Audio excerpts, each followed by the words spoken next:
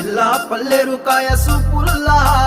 సిక్కి అల్లాడి నానేసే పల్లా పసిడి పచ్చాని అరసే తుల్లా ధర పోస్తా ప్రాణాలు తానే అడగాల సీతా